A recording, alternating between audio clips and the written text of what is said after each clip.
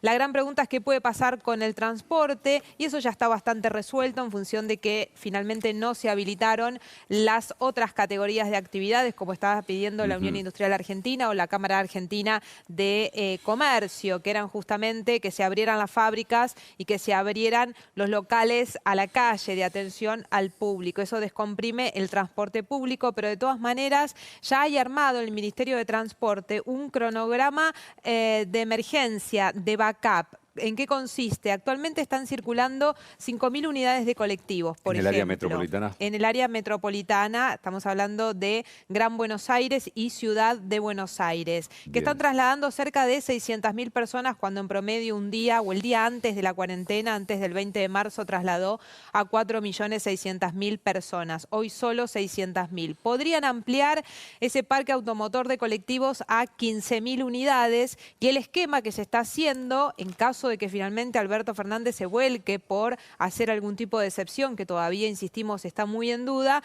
es que esos colectivos puedan circular en la línea de los ferrocarriles, porque ahí es el gran problema, por falta de inversión, no pueden ampliar mucho más la frecuencia y entonces reemplazarían ese traslado de trabajadores de ferrocarriles en transporte de colectivos. Además es mucho más difícil controlar el tren, la gente que sube. En un colectivo es el chofer que dice, bueno, ve los asientos ocupados acá, o no. sí o no. Pero ¿qué tenés que poner? Un guarda o dos guardas por cada vagón, en definitiva, si no, ¿cómo los controlas? Algo que no existe. En siete vagones que tienen una formación aproximadamente en el área metropolitana, ¿no? Exactamente, esa es una situación muy difícil, muy compleja y además tiene un problema particular. El sector ferroviario es que se dieron muchas licencias a trabajadores porque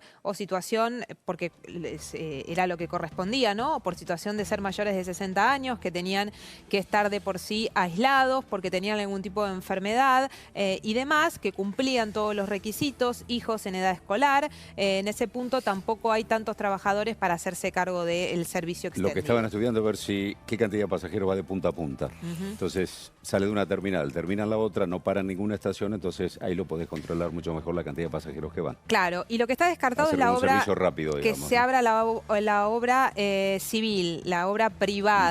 La construcción de obra privada, porque eso traería mucho personal, muchos trabajadores desde la provincia de Buenos Aires hacia la ciudad de Buenos Aires, hacia la capital. Eso está descartado por ahora, solo sería para obra pública, por ejemplo, una ruta, algún tipo de pavimentación, obras chicas en los barrios directamente, que se pueda instrumentar de esa manera y bueno, que no genere una gran cantidad de trabajadores en el transporte público, que es el gran problema que han tenido hasta ahora todos los países y que es muy difícil de resolver. ¿Se puede resolver con barbijos? En parte, no en todo, porque puede quedar justamente el virus en la superficie cuando uno toca, la limpieza en este tipo de transportes tampoco alcanza, con lo cual ahí hay una situación muy particular. Con ese eje es que de una cuarentena que parecía que se iba a flexibilizar, cada día en las reuniones que fue manteniendo el gobierno, se fueron achicando mucho más. De hecho, quiero agregar una información a lo que comentaba Cristian recién y tiene que ver con la posición de los infectólogos y los que asesoran al gobierno. Ellos dicen que la cuarentena debería ser, según los libros, según la teoría, de 60 días.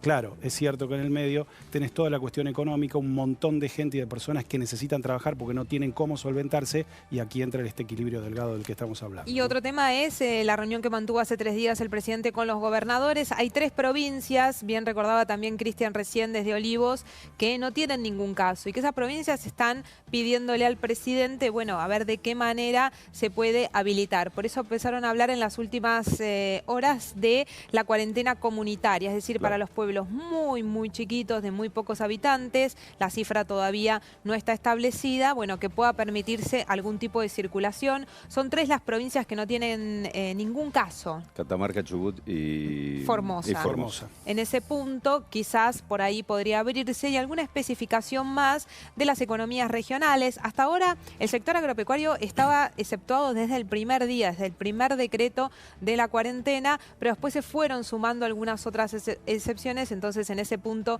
que sea algo más claro. Una de las posibilidades que se manejan es que directamente se prorrogue la cuarentena tal cual está, se publique mañana en el boletín oficial con el cambio de fecha, que sería el domingo 26 de abril a las 12 de la noche, y que después, con el transcurso de los días, desde Jefatura de Gabinete vayan agregando con resoluciones, con otra herramienta legal, pero que es más o menos lo mismo, lo que se vino usando hasta ahora, algún tipo de excepciones o sectores que podrían sumarse, pero por ahora el presidente se está volcando por mantener una cuarentena muy estricta.